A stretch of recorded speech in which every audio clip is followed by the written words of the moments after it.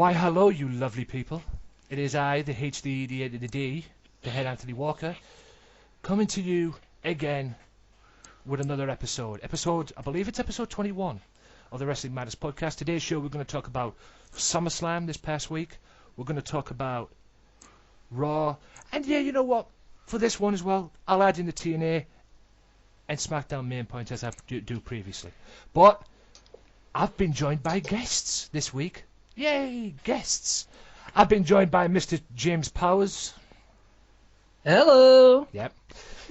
Mr. James's Wrestling Ramble. And I've got a new guest, a lass who's making her debut on the show. And she is the Irish commodity, and we all love her, don't we, James? We do. It's Vicky Earls. Hello, hello. Yes. Welcome to the show. Thank you. It is all good. It is all good to have you on, Vicky. Apparently she's not on for very long. Well, she's on for the sake of the show and everything. She hasn't seen Raw yet, ladies and gentlemen.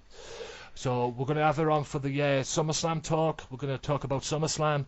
And then after that, we'll set her free. Set me free. Yeah. I just suddenly went into R-Truth there for a minute. I don't know why. I'll move on quickly. Yeah, yes, please. And that turned into R-Truth. Great way to start the show. Now we're going to talk about SummerSlam. I'll do all the other stuff and all the other thing, guys, at the end, towards the end of the show and everything, all the promotions and the shout-outs and whatever. I'll do that towards the end of the show. We're going to talk about... Do you know what? We'll talk about a match that kicked off the show, that kicked off the pay-per-view, and a match that kicked off having me very happy, grinning like a Cheshire cat. Because if you heard me in the previous episode of my podcast, I did a pipe bomb on this about what they should do with this guy, and he becomes the new World Intercontinental Champion, Dolph Ziggler. Yes!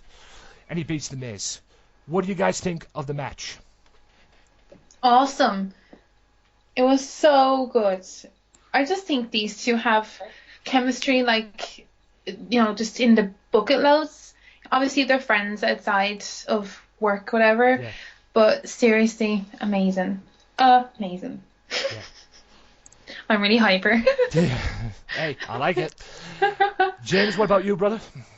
A great match. I didn't expect Ziggler to win because obviously Triple H don't like him. But obviously at this minute in time, it technically puts Ziggler in the number one position if Lesnar's not going to be around full time. And he should be there anyway, despite all the BS. Because like I said, Ziggler, I mean, I still can't get over that interview he did with Michael Cole on WWE.com. And if you want to know what I think about that, just listen to my other podcast. Because I tell it like it is on that one. But like I said, they're bringing him back. They brought him back up. He's the Intercontinental Champion, apparently a two-time Intercontinental Champion. I forgot he was even the first one, to be honest. So hopefully this will be the start of something, and the start of something good for Mr. Ziggler. What do you see next for Dolph after this? I hope that they let him have it for a while. I really do. I almost want to see him and Barrett have some kind of feud. Because I really think that would be interesting. Yeah. You know? What about you, James? Just took the words out of my mouth. A feud with Wade Barrett. Yep, great match to collect. I think I agree with you, Vicky. I think there's going to be a feud somewhere down the line with Mr. Barrett once he returns. Although Barrett will probably want to get revenge on Jack Swagger for putting him up, because apparently it's Jack Swagger who's responsible for putting him on the shelf. Yeah. So there might be, you never know, there might be a three-way. Jack Swagger, Wade Barrett, Dolph Ziggler in the Intercontinental Championship. There you go. I don't think I'd like that. Yeah, there you go, WWE. Make that happen, okay? No, Make that happen. Don't. Make that shit happen. Right, we'll move on to a match that actually shocked me. I don't know about you guys. I'll get to your thoughts in a second. It actually shocked me that this actually happened. Paige regains the Divas title. I called it. They're going to go back and forth with that. AJ will get back at Knock, back to Paige at Survivor Series. They're going to go back and forth. Oh my god, this is going to hurt my brain if that happens. Oh my god. What about it, Vicky? I love their feud. I love it. I thought it was a bit fresh for the Divas. I kind of feel like they have the hardest time, the Divas. Whatever anyone thinks about them, it's gotta be difficult, in a man's kind of world, I guess. So Yeah. to see this kind of, kind of like single white female type of feud was kind of cool. I was shocked that Paige won myself, but I think AJ, I think her character as a babyface is boring. There's nothing exciting about it. She's only really good when she's a heel. Yeah. It gives her character, it just looks better and it sounds better. But Paige is awesome. That Rampage, Yeah. DDT type of thing, amazing. Yeah, I have to admit she's got some good moves, Paige, and like you say, I don't see anything good. I mean, don't get me wrong, I love AJ. I mean, she's the original Psycho Girl, no doubt, out of these two, but I don't see anything good for her as a babyface. I think they need to bring her back as a heel.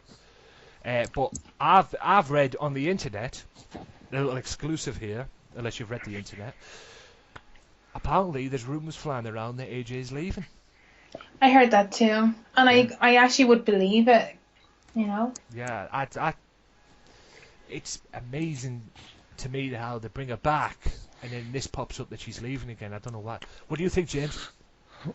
Well, if AJ does leave, it's quite clear that WWE are chasing Ronda, aren't they, from USC? Yes, apparently. That's 3 pay-per-views in a freaking row she's turned up at. Yes, yeah. Apparently there's talk on the internet as well that about Ronda Rousey having a possible WWE career.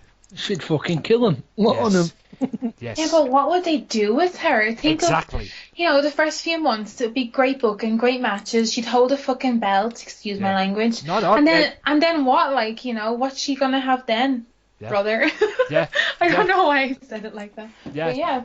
No, I agree. I mean, never apologise on this show for your language. This is not a PG show.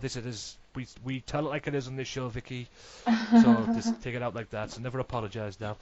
And yeah, I agree. What would they do with her? I mean, I can understand the way they've already got used with Brock Lesnar, but somebody of that caliber. I mean, I think it's. I mean, this is WWE we're talking about. I basically think they'd fuck her up. Yeah, I do too. I think it'd be a waste. They'd probably fuck Exactly. There's only one diva on the roster who probably could go in, and that'd be Natty. What are they going to do with Natty every week versus Ronda? Yeah. Nobody else would probably be able to go here. Yeah, it's just a shame how the tally's been used. Hey James, you know who you sound like? Who? What's his name? Johnny Vegas. Wow! I mean that in a good way. Oh, James, you wait till Mike Rodriguez hears this, pal. I am not from the Northwest, I'm from the North. My God. That is so funny. Oh, my God. And ladies and You tell gentlemen, Mr. Rodriguez and I may have to kill you. ladies and gentlemen, Vicky Earls has just delivered her very first pipe bomb on the Wrestling Matters podcast. And I thought I'd deliver the pipe bombs on this show, but hey. Sorry. Moly. No, hey. That's why you're the Irish commodity, though. Yeah, that's why you are the Irish commodity. Right, moving on from that Page thing, and do you think, also as well, before I move on to the next match, say that AJ stayed in WWE, could you see these two being a Divas tag team, Paige and AJ? The way you said that was really funny. Oh, thanks. Your accents are hilarious. No, I think so, but I mean, I don't know. It would be good. Yeah. The problem is, well, I suppose the question is, at the end of the day, what would they do with them if they did? Well, listen, they don't do enough with the Divas as it is. They don't do enough with the belt. There's no prestige with that belt, really. It's just kind of fucked from one person to the other. So why bring another 2 belts, potentially, to the Divas when there's no hope for them, really? And not that there's no hope for them, but there's no... they don't just get up and do things with the Divas. I feel like the Divas have to work... a little bit harder sometimes. Yeah, hey, I've been saying that on previous episodes of the podcast, Vicky. I'm glad there's someone out there that agrees with me. I've been saying that on previous episodes of the podcast. You know that no one gives a rat's ass about the Divas title belt when WrestleMania 30 was the first time it was ever defended at WrestleMania. It's terrible. Exactly, terrible. And and it's a scary thought when, and this is not a knock on the NXT title, but by all means the NXT ladies title, but it's a scary thought when people care most about the NXT women's title than they do the WWE Divas title. And like I said, maybe they should just drop that belt and bring in the NXT title up and have that on both shows and just have one Like a free-for-all. Yeah, just have one big huge roster of divas from NXT and WWE and bring them up onto both shows and everything and just have them compete for the belt, because it'd be best off the way they're doing it with the Divas division, like you say, and the Divas belt, which is completely shook. What's your thought on that, James? Well, this is it. Well, I've said it time and time again. I know, honestly, maybe with exception of Paige, Emma, Natty, and AJ, most of the divas on NXT are far better fucking wrestlers. Yeah. Well, you had to say Emma, didn't you? She's a better wrestler than she's a better wrestler than Nikki Bella, I'll give her that. See, I think Nikki Bella's come so far. I would totally disagree with you. I think Emma's great, but I think Nikki's gotten so much better since her return. And Brie. Yeah. Now, Brie. don't you mock the divas, because I want to stick up for them. Brie's awesome, but the only problem is after what happened at SummerSlam, obviously, they're going to make Nikki Brie's bitch, because we all know Brie's going to be the one who comes out on top in that. I don't know. Yeah, we'll talk about that extended later on. Right now, the flag match. Oh, yeah. Lovable Jack Swagger against the Rusev. It was ridiculous. That wasn't even a flag match to me. A flag match is where they climb the freaking poles and get the flag. Thank you. Yeah. Thank you. I agree with you, Johnny. Yeah. Tremendous. I tell you what, I'm bringing you one every time I can get the chance, Vicky. Absolutely hilarious. If you're like this when James is on, God knows what you're like when other people are on. I'm wild. Yeah. I guess this is karma for Mr. Powers after what he did to Mike Rodriguez. But anyway, I won't go into that. Oh dear. Yeah, but like I say, I totally agree with you. I'm watching this match on the pay-per-view, and then Rusev Jack Swagger, it's a flag match. Since when was, pinfalls and submissions relevant in flag matches? Because the last time I checked, like you said, wasn't it supposed to climb a pole to reach the flag and everything? I'm like, oh yeah, way to ruin this match. And then at the end, Swagger passes out, Rusev comes up, and then puts the camel clutch on him, the anaconda, I think they call it, and Swagger passes out, then proceeds to kick Seb Coulter in the face, and then the flag comes down, and then they play the national anthem, and I'm like, really? It didn't make any sense, but it was their better match. I actually really enjoyed this, and I don't really like Rusev. I don't really see that in him. I'm not into it at all. I know people are, and whatever about Lana, long legs, whatever. I'm not into it at all. But I enjoyed it. Yeah, it's a good match. It was a good match, you're right. What about James? You want to say anything? She's the biggest Russian American you'll ever come across. Yeah. It was that Lana. Yeah. Good. And Russians beyond, it's ridiculous. It's not even, she's not even close with it, but yet they persist with it. Yeah, I mean, like you say, it was a great match. They're building Rusev up, but it's just interesting what they do with him. I like that it's kind of a slow build as well. And I didn't think that he would sell that ankle injury, and he really did sell it. For someone like him, so big and powerful, he sold that ankle for really well. You know, put some shoes on. Yeah.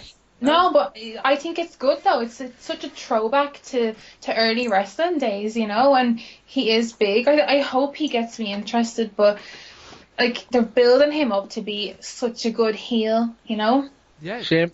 It's just it's like I think James said this before. Just keep him away from Cena. Because that's proven in the past. Sheamus needs to watch his back. Yeah, it's just as proven before. If you build somebody up to be a monster like they're doing with the Rusev, and they end up getting involved with Cena, it goes downhill from there. Ask Tenzai. Ask Tenzai. True. That poor bastard. exactly. That Kozlov, yeah, but it was mainly Tenzai. This guy got built up to be a monster. Apparently he's retired, by the way. From what I've heard as well, Prince Albert, Tenzai, whatever you want to call him. But they built him up to be a monster. He had a manager coming in, and he looked like this intimidating beast monster. And like I said, he walked right into Cena, and then it just went downhill from there. And then he eventually teamed him up with Brodus Clay for the Funkadactyls, and the Funkers on the roll and all that. And then his career just went totally downhill again from there. Exactly. I think it's very important for Rusev to have Lana, or Lana, I'm gonna fucking call her. They need her with him until he's established. That's the only way it's gonna work, I think. They need Lana just to be around all the time. I mean, you pack of perverts. I'm sorry, but I'll just look at Lana all day, mate. I mean, like I said, Lana doesn't even need to wrestle. She just comes out wearing whatever she wants. Yeah, that's it though. You've got, like Sir Jim Russell said, that CJ Perry, who portrays Lana, is one of the best professional female wrestlers today, and she just fucking wears a suit. Yeah, she comes out wearing a suit and she's off. Yeah, I'd like to see her wrestle, but like you say, at this moment. She would. At this moment, anyway. I mean, the way she just walks out onto the stage and everything in front of the audience, and she just gets over like that. You know? Oh yeah. I'll say no more. Say no more. Hey, if you thought that was worse, you waited the Stephanie match. Oh God. Let's just get it over with then. Hey, come on. We'll move for the start. I'll make his wait. I'll make his way for the Stephanie match. Right, probably my favourite match of the evening. The chaos that was the Lumberjack match. And I don't know about you guys, but this stole the show. Well, all that apart from the Kane bullshit. It stole the PG rating, I'll give that. Yeah. Was this worth the wait in your mind, guys? Oh yeah. This should have been a battleground. Obviously, as we well know, this should have been a battleground, but they made us wait for it. But like I say, was it worth the wait? You go first, Johnny. It was ever a brilliant match. It's worth the wait. Now, personally, I think they're heading straight to Hell in a Cell at Night of Champions. That's the only thing that's left for them. Yep. How about it, Vicky?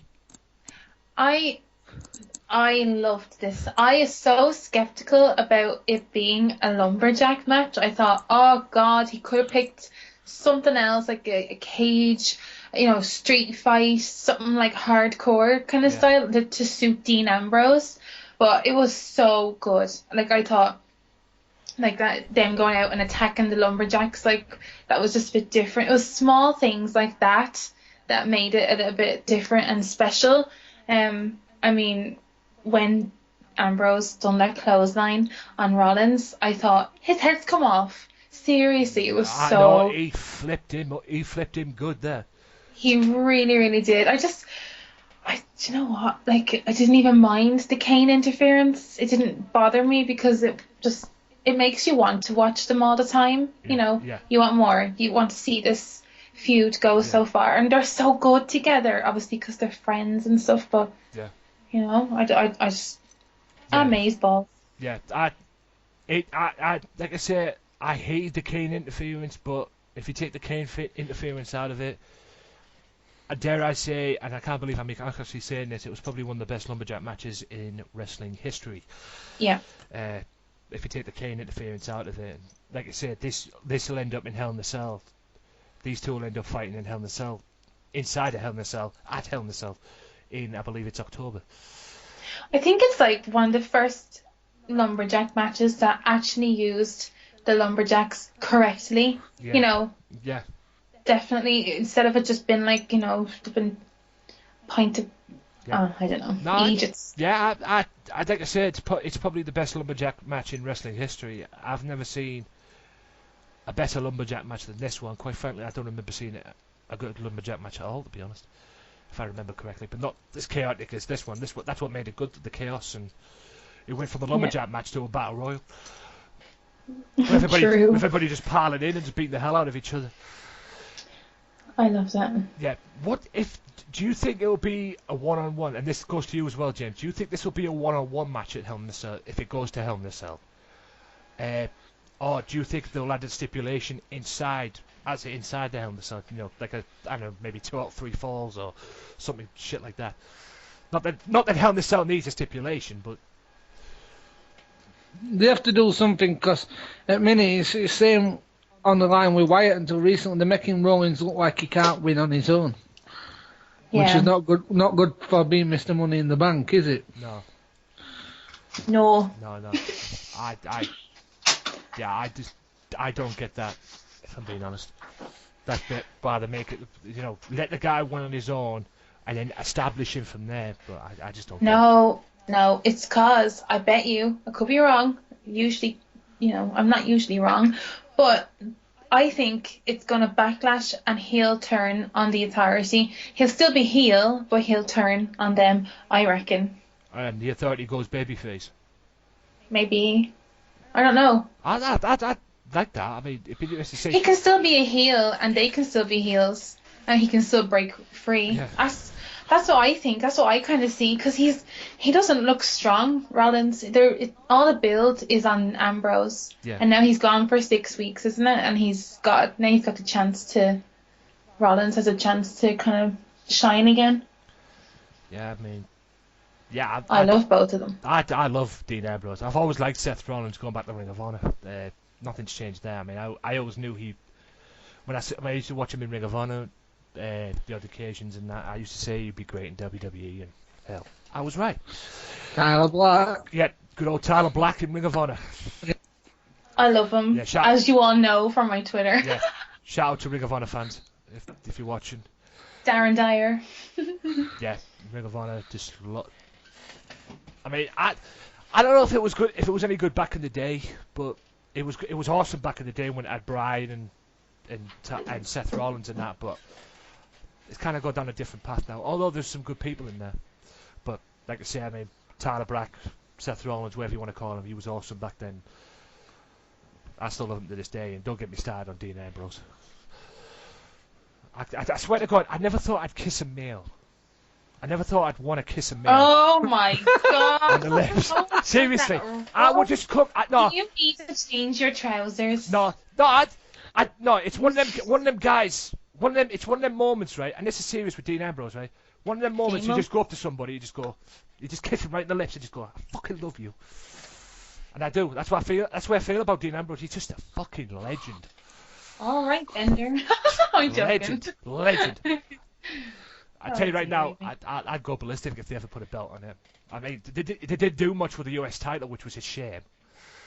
Imagine they haven't done much with the US title since, have they really? So, I mean, if there's ever a belt they should drop, it's that. But anyway, that's my opinion on that, and I'll leave it there. Next match. Chris Jericho, the podcast host and the Ayatollah of rock and roller and whatever else you can call him, against the creepiest bastard in the WWE. And I thought Adam Rose was creepy, and I still do, but Bray Wyatt, I love the guy, don't get me wrong, but oh my God, what a creepy fucker. But hey, Bray Wyatt got what he wanted. We got what we always should have said. He won the match. What do you guys think of the match? I feel really bad saying this, but I did not enjoy it. It wasn't terrible, but this whole feud baffles the life out of me. It just doesn't make any sense. I feel so bad for Jericho in the sense that he has this status as, it's Jericho, for God's sake. He's one of the best, ever, and I just feel this is making him look so stale, Yeah. I agree. I've been saying this on previous podcasts as well, Vicky. You've basically just read my mind. I do not get this feud that's going on between these two. And I don't know if it's the fact that it's Chris Jericho and everything. I just don't know. I just don't get what benefits it will come out of with Bray Wyatt. I think. Can I say one more thing? Sorry. No. I think it's the same with with Orton. Like, Orton, to be good, needs someone to challenge him to be good and to bring out that Viper, I guess. And I think that's the same with Bray and Jericho. They both need opponents to bring out the better wrestler in each other. And they're not doing it together. They need different opponents completely because their styles are so different as well. Yeah. Especially when Jericho's a face and he's a fucking baby face. Like, he is as baby as they get, which I don't like. Yeah. I don't know if I prefer him a heel, but anyway, babyface or heel, at the end of the day, I love the guy, and he's an awesome wrestler, always has been.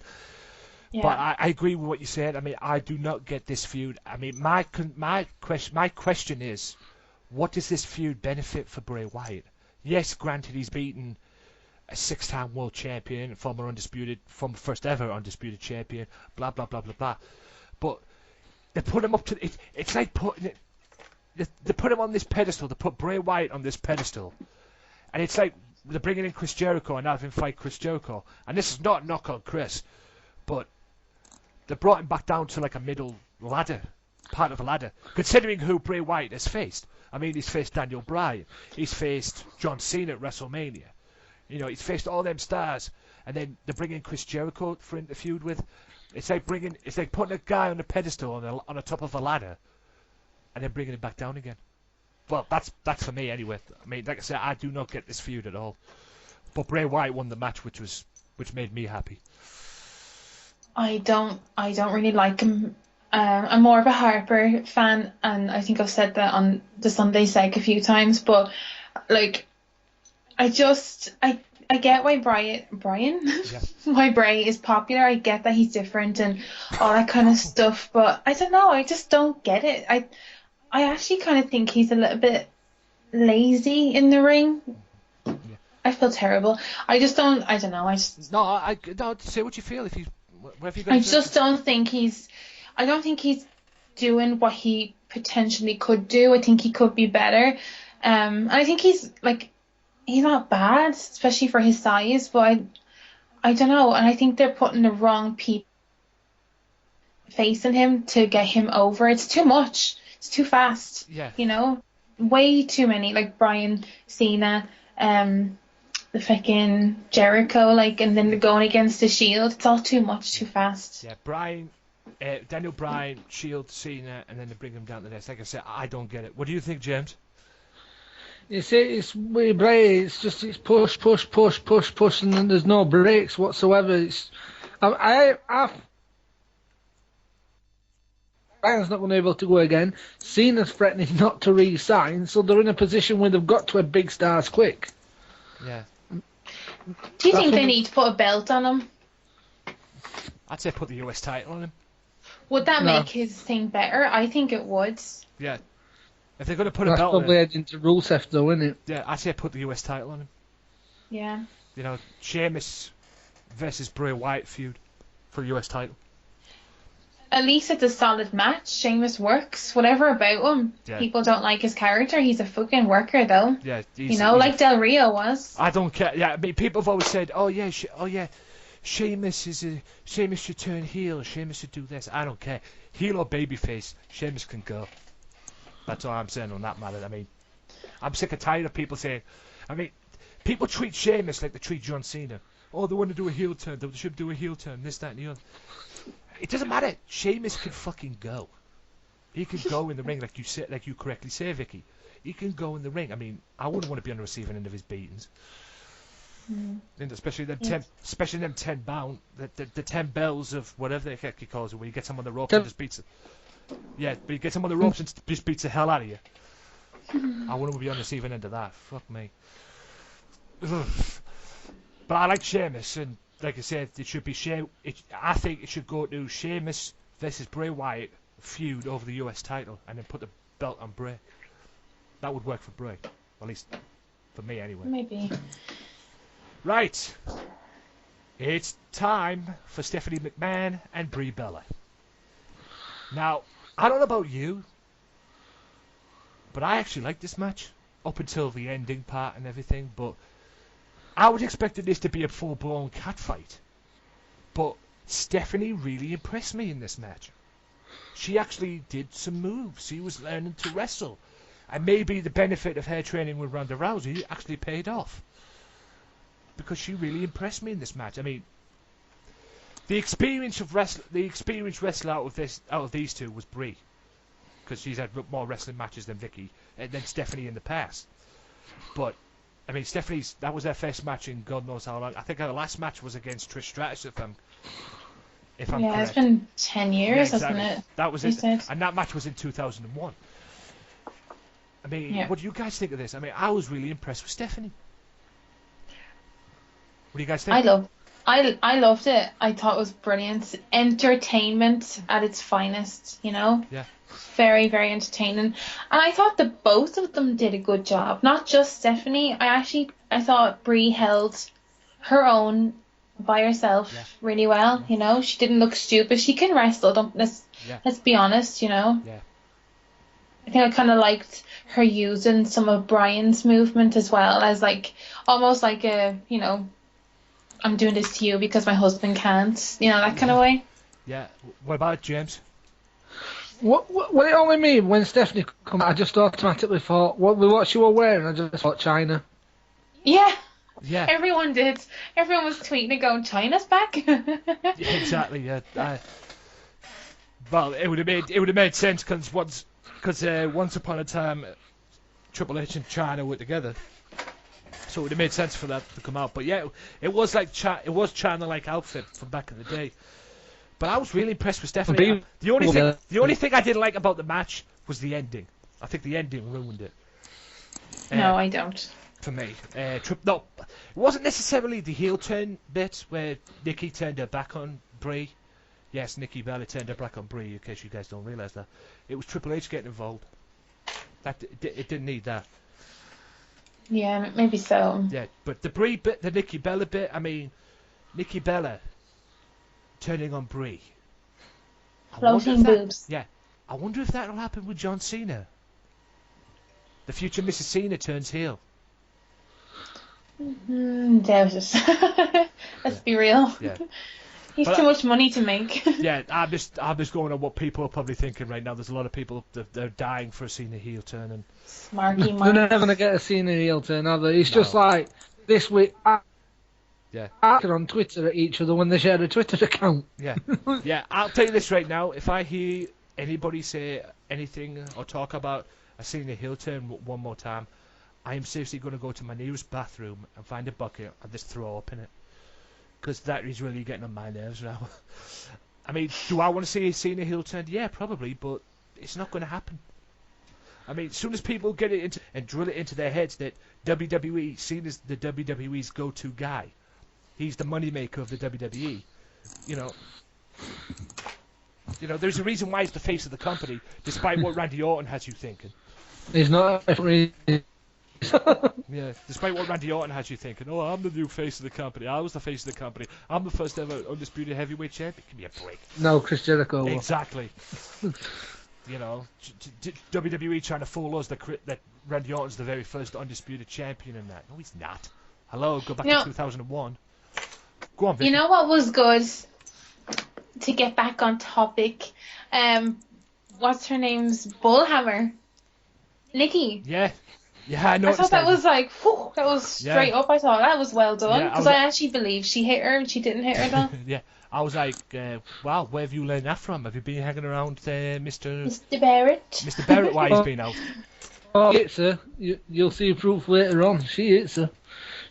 What's his name? Put a picture on his Twitter. One of them put a picture on the Twitter of Bree's face. It was fucking hell. It's bruised to hell. Good. War wounds. No, it was a great match. Definitely good. I think there's more to go with them as well. I think, you know. Yeah. Was that Stephanie who... just to refresh that, was that Stephanie who hit Bree with a bull hammer?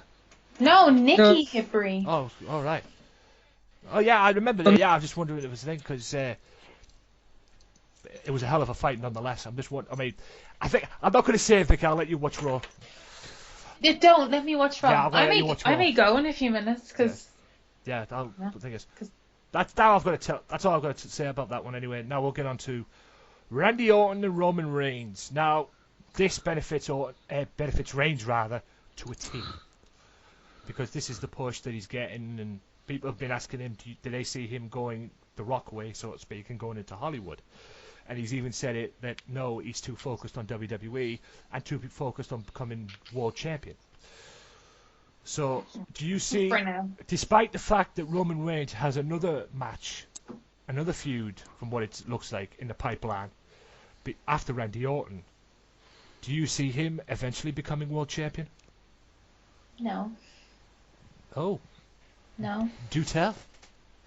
I don't believe he's not ready. He's far from ready. I feel like I keep talking too much and James doesn't get a word in, or Johnny. I'm trying to get my points across because I have to go in a few minutes. But like, I really do think that Orton spent the most part of that match making Reigns look like a star. He really did. I think. I thought at the start, I thought Orton. Wow. I thought Orton was a little bit slow at the start of the match. I thought, why is this so slow? I'm so bored. Then 5 minutes passed and it was, Orton was doing this and it made Roman look amazing. Yeah. But I loved, what was that RKO he did at the very last minute? Yeah. He caught him with an RKO. Yeah. I can't remember. Yeah, I'll tell you this right now. If there's one thing I love about Orton, despite the fact he's now a corporate viper, but there's one thing I love about Orton, he can hit that RKO from anywhere. Anywhere. Oh, it was when, I think it was like mid-air. Was it mid-air? I don't know, someone correct me, but I just thought, wow, that was awesome. Yeah, he can hit that. I mean, he's sort of like DDP in a way. The way he hits, he can hit the RKO from anywhere. Diamond cutter. Yeah, Paige used to hit the diamond cutter from anywhere. What about it, James? He's not ready. Big up back in Cena and Lesnar until near enough Mania. Yes. Well, that's what they're aiming for, aren't they? That's what they're aiming for. More on Brock in a second, but...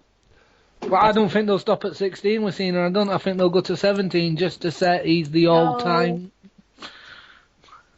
Oh, God. They're definitely going for 16. They made that clear, didn't they? Every 16 times! 16 times! Oh, fuck. Kill me now. I don't get me wrong, I love Cena, but... I don't. They're just kissing. If that's the case, then maybe...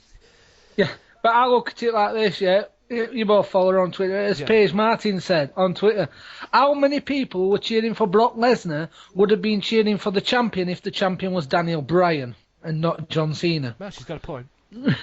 She has. People were cheering for Lesnar because they hate Cena. Yes. Yeah. Very, very true. I don't think people hate Cena. No. I think they hate the character. Yeah. The character is so stale. It's so stale. There's no refreshment with him whatsoever. He's the modern day Hulk Hogan. He really can't change either. Like, if he changes, the kid... Oh, did anyone else... Oh, no, I'll wait till the match, sorry. Yeah. Go on. No, at the end of the day, with John Cena, the reason why people hate John Cena, and I'll say this now, is because he's now the modern day Hulk Hogan. He draws merchandise, he sells, tickets, he sells merchandise, kids love him. That's what Hogan used to be like back in the day. Until he went to WCW and turned into the NWO. That's exactly what my dad says.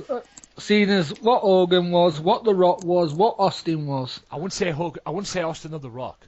I'd say Hogan. But he refers to as the company's go-to guy, he's the go-to guy. Oh, he's definitely the go-to guy, no doubt. He's definitely the go-to guy. I wouldn't compare him to Austin or The Rock because I don't think he's on their level. Still reckon Triple H is going to have to get down on his knees, and even if it's just get Cena to sign an extension, because as much as I hate Cena, if he goes at end of September, they've got nothing. Yeah. They've got no full-time star prepared. Bryan's out is for indefinitely, and Lesnar's going to be on his farm milking his cows. Yeah. With no phone service. By day he is a farmer. By night he is a fighter.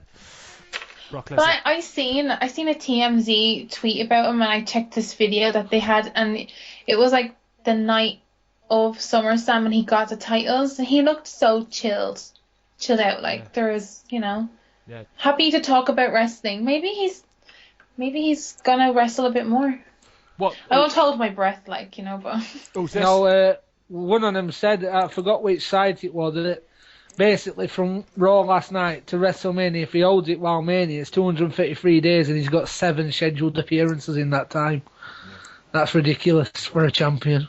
I don't think it is. And I said this on Twitter. I think it brings a bit more prestige to that title. To have it seen so many times on TV, I think has taken the shine off it so much. Yeah. Whereas now we get to see it like randomly and like just at every kind of sporadic moment. It kind of makes you a bit more excited to see the champion, to see the belt, to see it being defended. Yeah, I agree. I mean, there's a limit that should be done to defend the title on Raw or Raw show or SmackDown show. There should be a limit on that. I mean, we don't want to see it every day at the ring. I mean, at the end of the day, it's to boost ratings, but I mean, there should be. I agree with that, but my point is, don't get me wrong, 'cause I think he's absolutely excellent. But Paul Heyman promos week in, week out, while Lesnar's not there, he's going to get stale at end, just like Flaming Wyatt's did. I love me some Heyman. I'm not going to go on. I disagree with you, Johnny. Okay. I really do. I 100% disagree with you, but we'll keep that for a different day. Yeah. Right. With that being said, it is now time to talk about the beatdown, which was the World Heavyweight Championship match, the main event at SummerSlam. But let's face it, it wasn't a match, it was a Brock Lesnar beatdown. It was brilliant. Let's just call it as it is. Brock Lesnar butt whooping. 16 German suplexes. Yeah. The operative word being 16. As they keep... Was it 16, and then wasn't there one normal one, 2 F5s? Lads, I was... Yeah, an F5 out of 30 seconds. I was jumping for joy. Yeah. And then I heard that kid constantly going, Cena! Let's go, Cena! I was going to kill that child. Your son. Yeah, it probably was. Did anyone else hear him? Yes, I heard it. I was going mad. I was like, shut the fuck up! I was tweeting going, I love kids, but I fucking hate this kid. Yeah, that's all. Yeah, I mean, I felt sorry for anyone who was sitting next to him. Oh, me Jesus! It was brilliant. It was unique and different. It was perfect. I think the fans in the wrestling world got what they wanted, and that was Cena getting his butt whooped and not coming back from it. Well, that's true, and I think it makes Lesnar look like such a beast of a heel. Yeah. Oh, the heat on him is unreal now. It's brilliant. Yeah. Brilliant. I don't think they really needed to do that, to be honest with you, because Brock Lesnar's a fucking beast anyway. It just makes him look so invincible. Like you can't touch him now. You know. Yeah. I've said this before. People refer to Dave Bautista as the animal. Bullshit. He's fucking blue. Yeah, Blue Tista. Yeah, going off key for a minute. When he came out on Extreme Rules and he came out in that blue outfit, I watched that and I just thought of that. Do you remember that Eiffel 65 song? Yes. Yeah. Can you imagine if he came out? Yeah. Can you imagine if he came out with the outfit like that and that song was playing in the background? He'd get laughed out the building. But anyway, I mean, they refer to Blue Tista or Batista or Bootista, or whatever the heck you want to call him, as the animal. He's not. The original animal is Brock Lesnar. Yeah, no one like him. And I hope down the line, now he's champion, Batista faces Brock Lesnar, because Brock Lesnar will beat the shit out of him. End of discussion on that one. How about it, James? Well, I'm one of these. End of the day, I don't see. Alright, Cena loses, but I don't see what WWE get by beating down their go-to fucking star, you know what I mean? Because now, is it first Raw after... He's not scheduled to appear on Raw again until final Raw before Knock. Knock? What's Knock? Night of Champions. Oh, right. That's how WWE refer to it, Knock. What's that there? Who's there? What's that? I was going to say, what's that there? Hashtag? Knock. Yeah, NOC, Knock. Oh my god. Again with the hashtags. Yeah, but I said he decimated Cena, but with all the hints they were dropping, and the fact that they are still not got his signature on a document, says that Cena's getting it back at Night of Champions. Here's a question for you. Who would be the next challenger for Night of Champions for Mr. Brock Lesnar? Me. Well, at Night of Champions, they have to. It's the standard Cena gets his rematch thing, isn't it? I hope not. Oh God. 17 German suplexes, 3 F5s, and 2 normal suplexes. Yeah. Sorry, I'm Yeah, so hyper. no, I love it. To be honest, I mean, Jesus Christ, another rematch? Do we need another rematch? Sorry. Oh, what is it? Brendan said he reckons to Cena at Knock. What's his name? Cashes at Survivor Series. Lesnar wins it back off Rollins at Rumble and loses it to Reigns at Mania. I could see that, but That could work. that could work. But I just don't see. I love me some Cena, but I'm done with him now as champion. You know, maybe give him this match with Hulk Hogan that they're supposed to be putting down the pipeline. No. I mean, apparently Hulk Hogan's in secret training, as it's put, No. for a one-on-one match with John Cena. Oh god, I just started to watch wrestling again, like at night time. I don't want to be turned off by wrinkles. I don't mind. Oh. If that's the case, I don't mind that if that's the one match he wants in WWE before he ends it for that match. But what would that benefit?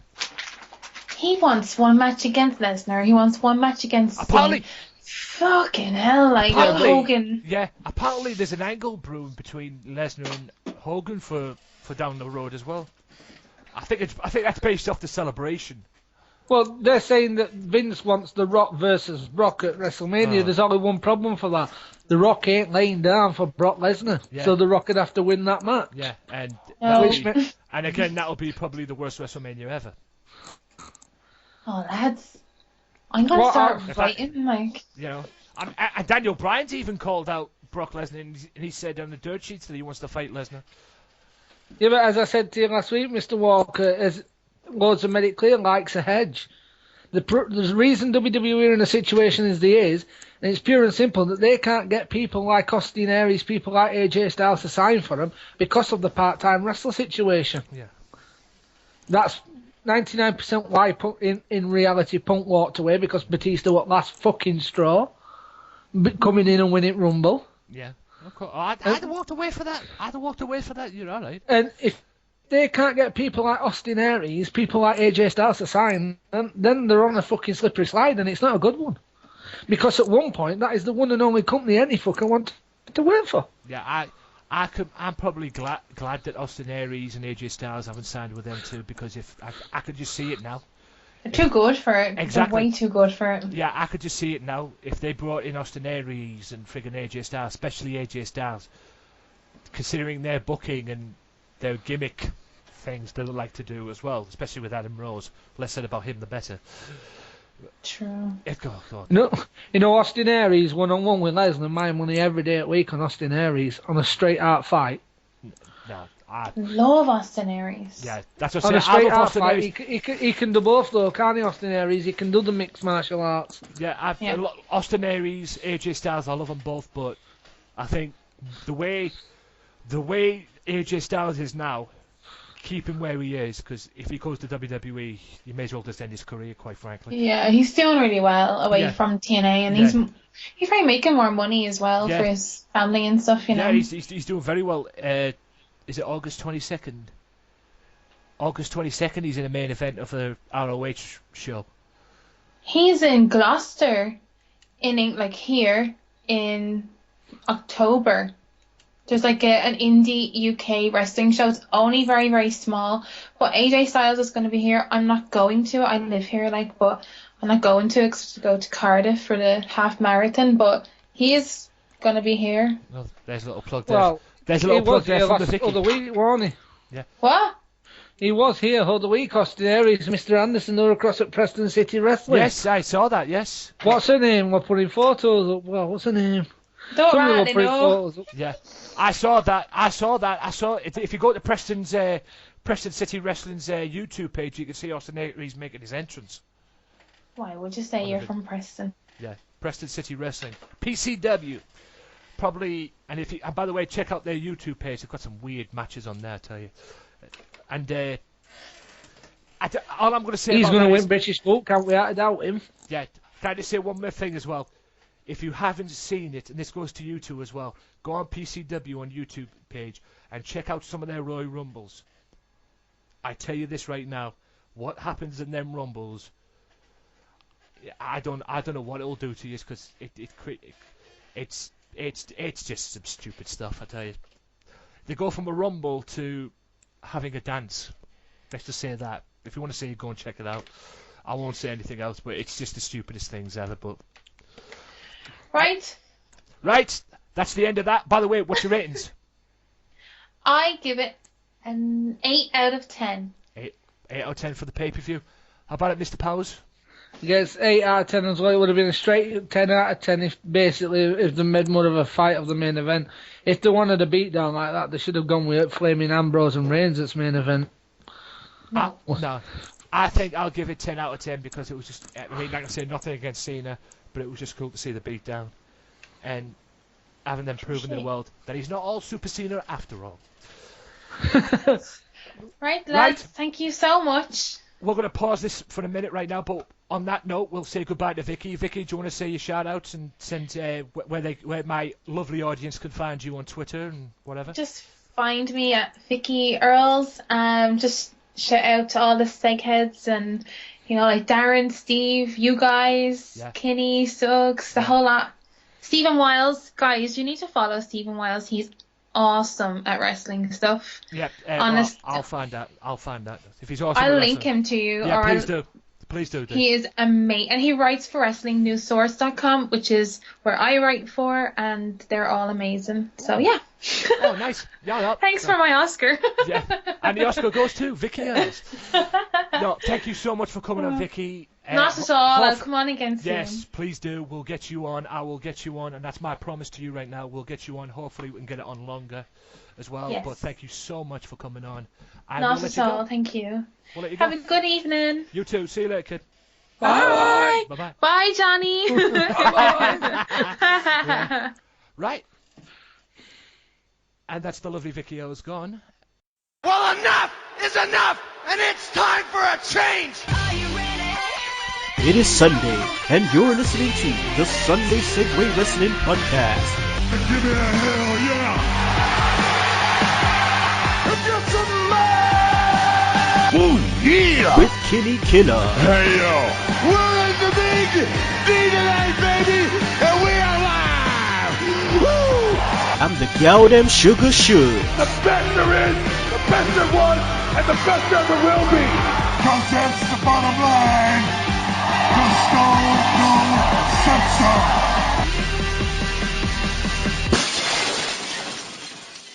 Download the Sunday Segue Wrestling Podcast now at iTunes. Welcome back, ladies and gentlemen. Took a quick break there. Put a few promos on and that, which I'm sure you already know. But we're back. We're going to do Monday Night Raw now with Mr. Tim Powers. Mr. Tim Powers? Mr. Jim Powers. James Powers. Wow. Hey. Fuck me. There's the... Pressure's on, lad, pressure's on. Yes, the pressure is on after that now. Thank you. Fuck me. That's not gonna... I'm never going to live that down now. There's one for the Wrestling Matters Podcast blooper reel. Oh, jeez. Right. As of that, we'll move on from... SummerSlam now. We'll move on to Monday Night Raw main talking points. We're going to talk about Raw, and then let it be, so to speak. If the thing will come up, that is. I'm working through things, bear with us. Right. Raw kicked off this week, ladies and gents, with Stephanie McMahon doing her very bad impersonation of Daniel Bryan. A very bad impersonation of Daniel Bryan, but hell, was effective nonetheless. And then she came out, and then she talked about what happened at SummerSlam and that, and then Nikki came out and explained herself to what happened at SummerSlam, why she turned on Brie. One thing led to another. Brie eventually came out, confronted her sister, saying that she forgives him and they're sisters and sisters for life. And then Nikki turns around and slaps Brie in the face. And Nikki turns around and goes, "Oh, I don't forgive you." What do you think about this, Mr. Powers? It's a bad angle to realistically. It's not an angle to me that can work with these two. It's just like getting Usos to do it. It's alright when it was Matt and Jeff Hardy turning on each other because they're not fucking identical. But switching positions, and yet Nikki still ain't got her own fucking t-shirt. You would have thought she would have at least got her own t-shirt, hadn't it? Brie and Steph did. Yeah. Yeah, I saw that as well. I mean, I don't get where they're going to go with these two, to be honest. I mean, I can understand the angle. And if I remember correctly, Mr. President himself called this one on an edition of the podcast when I had you and him on. Like I say, I just don't get where they're going to go with this, and if there is going to be matches, which it's from what it seems that way, there's going to be matches between these two. I just don't know where it's going to go. Where it's going to go with these two, I really don't. You know, I'm just having weird thoughts. Yeah, that we'll end up with Nikki versus Brie at Night of Champions with flaming Chelsea or Megan Miller, as they called her, as the referee. Yeah. It's just there's no baseline story to it. It's just like it's been put together to keep getting Daniel Bryan's name mentioned while he's off. Yeah. I think there is a base to it. I mean, if you go back to what happened to Payback when Brie quit, I think, and then basically Nikki took her, what would have been her medicine, so to speak, and took all the beatings that she did for the month. Maybe that's what happened. I mean, I'm just trying to be logic and everything and call it as I see it, but it is what it is. Where this will go, I don't know, but it'd be interesting to see. I mean, and like I said during the SummerSlam talk there, Nikki Bella, future Mrs. Cena. Will the people start going, oh, maybe there'll be a Cena turn? Who knows? I don't know, because I don't think he'll marry her. Yeah. I really don't. And it'd probably be one of them lads. Oh, no. Yeah, I can imagine one of the people who get scared every time they get mentioned in the word marriage. I've been surrounded by a few people by that as well, to be honest. But in any event, we move on. And we'll talk about the next match, which was, well, I don't know if they're the new tag team, but Eric Rowan and Luke Harper, the Wright family, in a tag team match with Big Show and Mark Henry. New Natural Disasters. I like the name.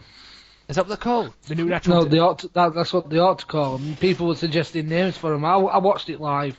Yeah. People were tweeting names for them. Yeah. The New Natural Disasters, I suppose. That could work, couldn't it? Yeah. I always think that I read somebody calling them the other week rather, the New Nozzle Connection. Remember Haku and Andre the Giant?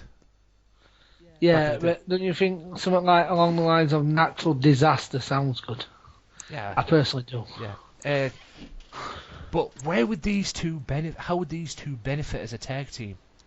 Would they be? I mean, could you see WWE taking them as to the tag team titles, or allowing them to be tag team champions? No, this minute, no. I can't see the tag team title match at Night of Champions being anything other than the Usos versus Cody and Goldie. Yeah, we'll get. I can't see where else they're going to go with it. Yeah, we'll get to that match later on. Yeah, I mean, but do you think they're actually killing the Harpers, Harper and Rowan now? Well, not really, because to lose to somebody like that, you know, it's obviously the big, you would expect to lose them to like that. But at minute with WWE, I think it comes down to whoever the duty script editor is when the show's going live. Yep, WWE logic at its blatant best. Good match all the way from what I saw, and these two seem to be working as a tag team, working well as a tag team. So, what the future holds for Big Show and Mark Henry, we shall see. But more on Mark Henry later on. Moving on now to the third match, or the third segment of the evening.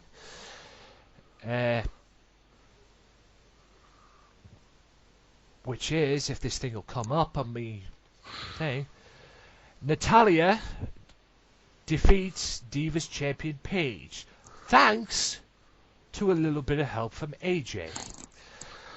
Now, where do you see, again, we talked about this earlier on, does this, can you call it a win? I mean, let's face it, she got the 1, 2, 3 on the Divas champion, Natalya. Can you see WWE finally pushing Natalya and giving her some credible chance? They should push Natalya. She is the best wrestler they've got on that roster. She looked absolutely fucking hot in that new ring gear. She really did. But at this meeting time, I don't think Natalya will even get a shot. So like I said earlier, I think they're going to go back and forth with Paige and AJ. AJ, yeah, there's rumours AJ may leave, but AJ's still contracted until the day after the Royal Rumble, so she's not going to go anywhere before then. Yeah. Can you see a triple threat match between these three for the Divas title? I don't think they go that way, because then if Natty wins, then it could be a case if Natty wins, then AJ and Paige become friends and decide to attack Natty.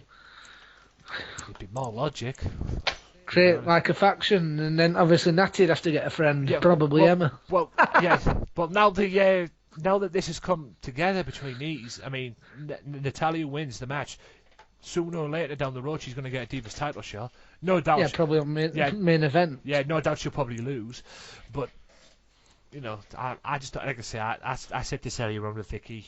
I don't get this whole fucking Divas division. It really gets. There's no logic in WWE altogether at minute. You look at it like this, they put far more effort into NXT and main event than they're doing to SmackDown. Yeah. The SmackDown's meant to be a flagship fucking show. It's not.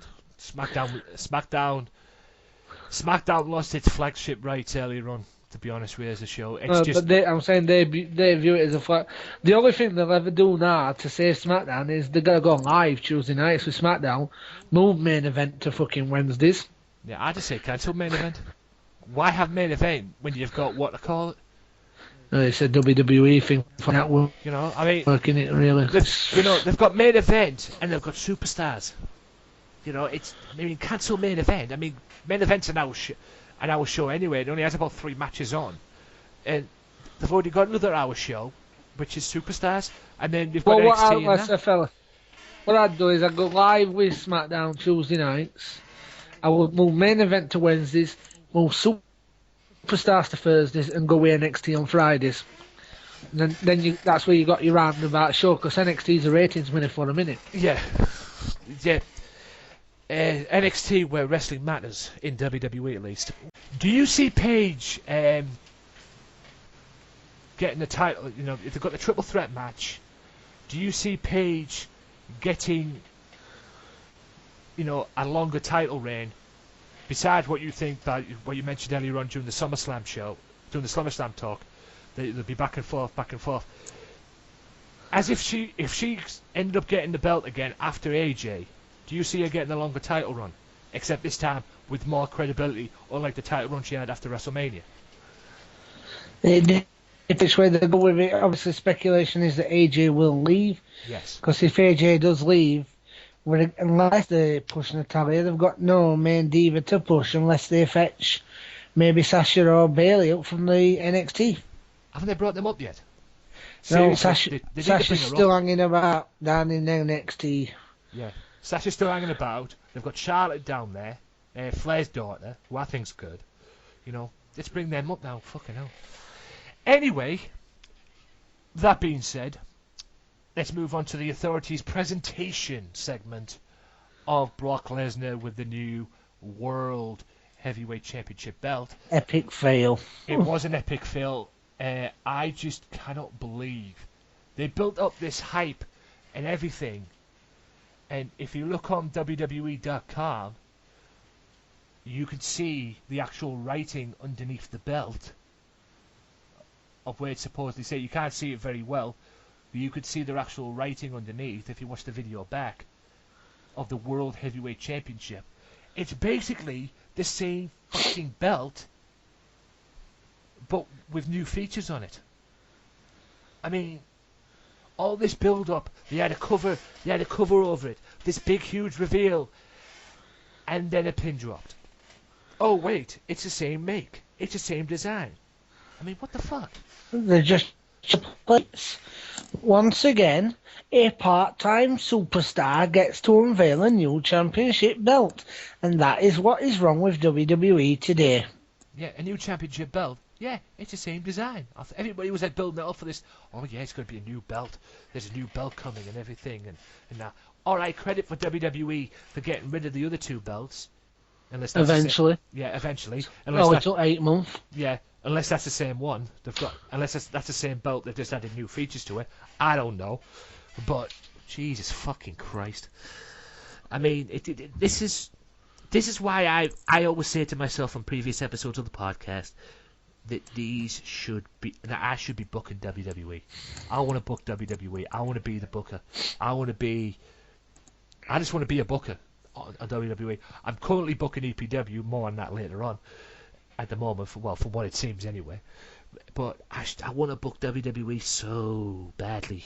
You know, it's just my booking brain. And when I see stupidity like this, I'm like, oh, my brain hurts. You know, all this build up for all this hype they gave it and everything. I mean, the best part about this was Paul Heyman's speech that he gave. That was awesome. And Brock actually acknowledging when Paul Heyman turns around and goes, Brock Lesnar, that voice he does, that name. Kenny loves that as well on Sunday Segue. And apparently, Brock, and you could see Brock when he was sat on that desk. He was like acknowledging that apparently he loves that. There was that as well, and the other best part about it for me, and I know Vicky's going to probably listen to this when this goes out, and she's going to probably hate me for it because I did this earlier on. But the other best part for me was Stephanie McMahon. And not the fact that she came out there with Triple H and they did the thing and whatever. That fucking dress that she was wearing. I seriously wanted to rip that shit off her. I don't know why I have a thing for black dresses. No, I kept thinking, well, we were LAPD. You know, I was like, I don't know why, ladies and gentlemen. If you're just wondering why, if you're thinking I'm sick, yada yada. But I have a thing for ladies in black dresses and black outfits. There's something fucking hot. That's why black is my favourite colour, ladies and gentlemen. At least one of them, anyway.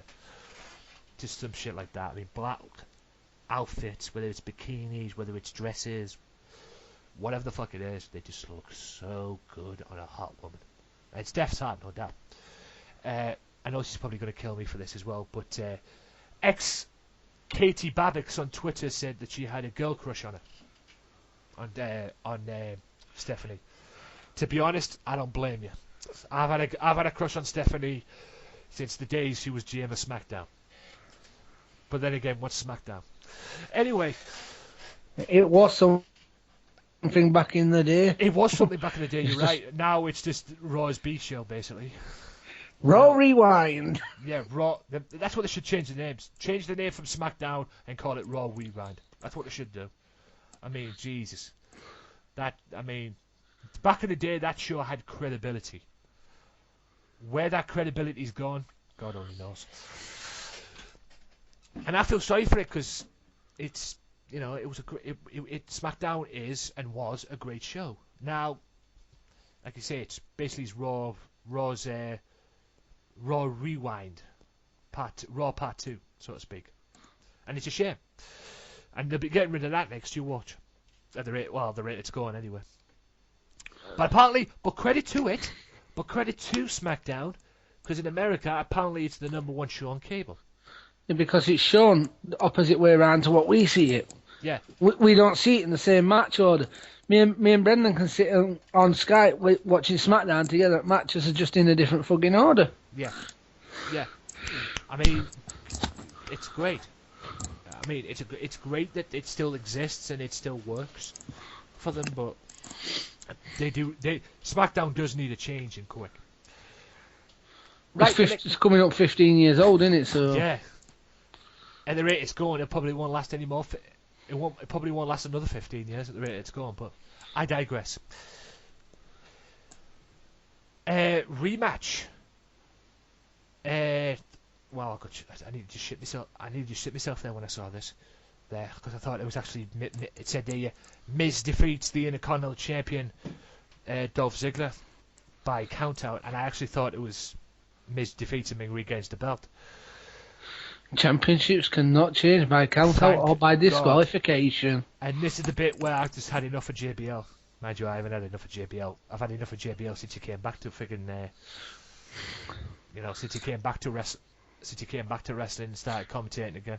He's the worst heel commentator I've ever seen. Even the coach wasn't that fucking bad. Yes. Thank you. He is the worst heel commentator. I think he's trying to be Jerry Lawler. For me. I think he's just trying to be Jerry Lawler, and it's not working for him. Because, credit to the King, back in the day when he was the corporate suck-up, he was a good heel commentator. I'll give him credit. He was a good heel commentator. A pain in the ass, yes, but he was a good heel commentator. Maybe JBL needs to sit down in his house or his mansion or whatever the fuck it is and watch some classic Jerry Lawler tapes of him when he was a heel. Because there's no way is he on that level with JBL. There's no way JBL on that level. I honestly think it's about time they had a complete sweep of comments and put somebody new on. I'm thinking maybe Colt Cabana and CM Punk. I said that could work. Well, definitely CM Punk. I'll listen to CM. I could listen to CM Punk for 3 hours. Mate, I could listen to CM Punk for 3 hours. Put Renee middle on him. Yes. Yeah. I said this on the previous episode of the podcast, right? I would take, if it was me, when I did that pipe bomb on the Dolph Ziggler interview, I would take Michael Cole and JBL out, right? And replace them with William Regal and Renee Young. I'd leave Michael Cole on SmackDown. Yeah, I put Michael Cole on SmackDown. Probably not with JBL. And with Jerry King Lawler on SmackDown. Maybe have Jerry Lawler go over to SmackDown, yeah. But I'd find somebody else to have on SmackDown. I'd keep Lawler on Raw, because apparently he likes to work Mondays, from what I've heard. That's why he doesn't do. Apparently he doesn't even watch SmackDown, from what I've read. I think he's worked SmackDown once in the last 5 years, and that was 10th anniversary. Yeah, exactly. That's what he doesn't like. That's why he's not a big fan of SmackDown. But bring William Regal in and bring Renee in and replace them two with, have them instead of Michael Cole and JBL and keep Lawler. Because I'd take Lawler. Out of JBL, Cole and Lawler, I'd have Lawler if I had to choose one. I do think at one point Renee Young will actually be the voice of the WWE. Yes. Do you know what? I say just do it now. I know she's just been promoted to Superstars. I say just bring her up to Raw now. Sack it. Have her the voice now. Have her on Raw now. Forget it. She can do it. She's consistent. You know what she's like backstage. She's good backstage. Just sack all that and just bring her. The big question is when she takes the Raw seat, which she eventually will she be Renee Young or will she be Renee Young Good? Yeah. I totally agree. I mean, did she just give her it now? Fuck her being on Superstars and that. All right, Superstars is a start for her, but have her come on to Raw as well and replace Cole, because I'm sick and tired of Cole. Well, you notice she's getting more and more spots on Raw. Yeah, because she's working full time. She's agreed to work full. She's got a full-time spot now. She's agreed to work full-time, and because obviously Dean's on the road, so yeah, she might as well be on the road. And yes, we all know the Lunatic Fringe is going out with Renee Young, ladies and gentlemen. You heard that here first. Yes, the old Lunatic Fringe, and she's probably that's an idea for a segment on the show. Who's banging who? Yeah. I have to think about that one. It's tempting, but like I say, I'll have to think about it. Anyway, where do you see this going? Because it looks like there's going to be a feud between them. Because with the Miz and Dolph Ziggler, that is. I mean, Miz and Dolph Ziggler, obviously the count-out victory and everything, and obviously you could tell there's something going down with them and that. It's going to go to knock. It'll go to knock again. Night of Champions. I still reckon Ziggler will retain again. Yeah, Dolph Ziggler to retain them. I don't think they can be in a position, if they're going to go with Lesnar for a few months as champion, they can't have somebody as weak as The Miz in the secondary title position. They need somebody like Ziggler, somebody who's popular with the fans. I don't know if I necessarily. Yeah, I'd definitely say that. I don't know if I'd necessarily say the Miz is weak. They ain't popular. Correct, he ain't popular. I just don't like. I mean, have him go back to his old self when he used to come out and when he was WWE champion. He had that awesome entrance bandana or whatever the fuck it was. You know, have him come out like that again. But this Miz that's just come back from Hollywood, this Hollywood Miz. I mean, who's he trying to be? The Rock. Exactly, he's a B-list film star who's appeared in 2 movies that have gone straight to DVD. And on top of that, one thing that gets me with both Ziggler and The Miz is, one's billed from Hollywood, California, one's billed from Hollywood, Florida, but yet they're both from Cleveland, Ohio. Yeah.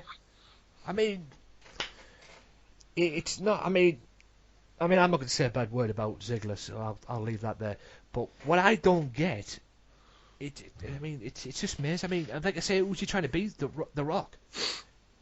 You know, be your own be who you are. Don't be The Rock. Don't be like someone you're not.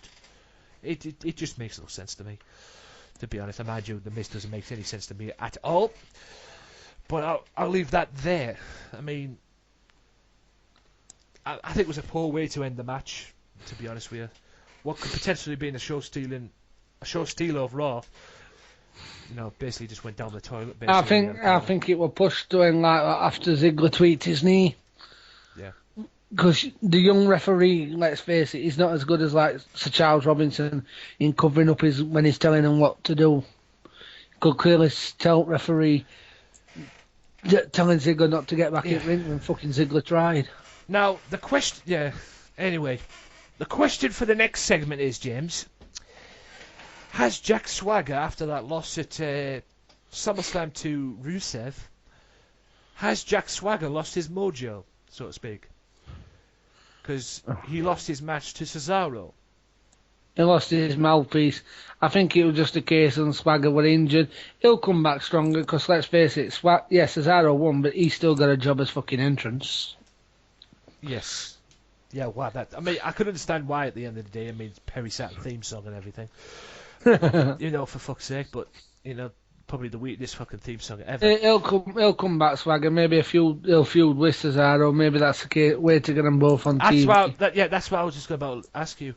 Can you see Swagger feuding with Bo Dallas? I hate that fucking guy. No, because realistically, it won't be a feud. You'd have to, because pushing Bo as a middleweight, pushing Swagger as more a main event style player. Yeah. So realistically, you think Swagger would kill him. Yeah, after the match, Swagger, Bo came out and ran his mouth off as he always does, and he's unbelievably an idiot. Yes. I mean, it's like a case to say the only reason he's where he's at right now is because of his father, to be honest with you. His father works at WWE, doesn't he? Mike Rotunda. Exactly, but at the end of the day, it's stupid with the book Bray Wyatt and then book fucking Bo straight after and vice versa. Ah, fucking hell. I mean, I think it's safe to say Bray Wyatt's got more talent than Bo Dallas, but I mean, Jesus fucking Christ, this guy's a creepy. I mean, every time he comes out and says, "Believe," I want to slap the taste out of his mouth. I really do. Well, other people want to slap teeth. I seriously want to slap the teeth out of him. I mean, Jesus fucking Christ, I'm sick of it. But looks like Swagger had a bad day on Raw, and hopefully he'll bounce back. Do you think this feud with Rusev is over? I think they're moving on. I really do think they're moving it on. Yeah. And quite frankly, I just wish Bo Dallas was over, full stop, quite frankly. Don't we all? Yeah. Moving on. My phone's going off like fuck here. Moving on. 6-man tag. Roman Reigns, US Champion Sheamus, Rob Van Dam defeats Randy Orton and Axel. What do you think of the match? Well, first of all, he's the United States champion, but yet Reigns is getting the main event entrance of him. Yeah. That's wrong to start with. For a good match, I don't get this whole idea of Roman Reigns' new outfit when all he's done is turn bits what were white blue. I didn't notice that.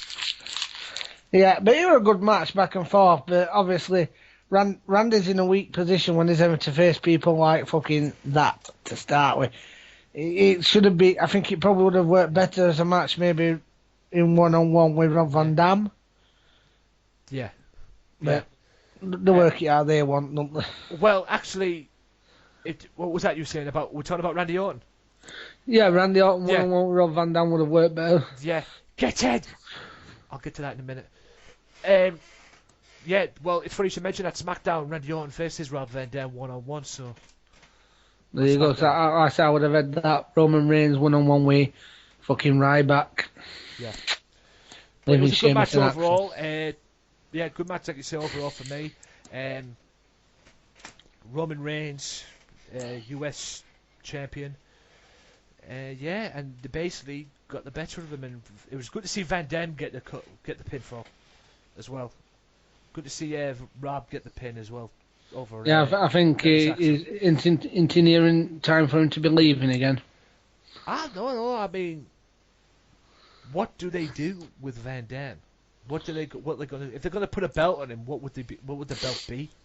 I mean, I just can't see what direction they're gonna take Van Dam. Well, I don't think they'll go any direction with Van Dam because he only signs on for like 4 months at a time, and that's got to be nearly up now, hasn't it? Yeah. Because he came back just after WrestleMania. I was going to say, it depends if anything's like good for him. I mean, with these guys, I mean, you've got to have something that's interesting for them. You've got to keep these people like Van Dam and that interested. Because, I mean, I'd want to be interested in what I'm doing.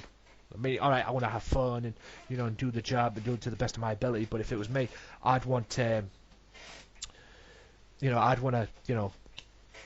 be interested in what I'm doing as well. Because if you're not interested in what you're doing, then what the fuck are you doing it for, to be honest? That's my philosophy. That's my theory on that. Exactly.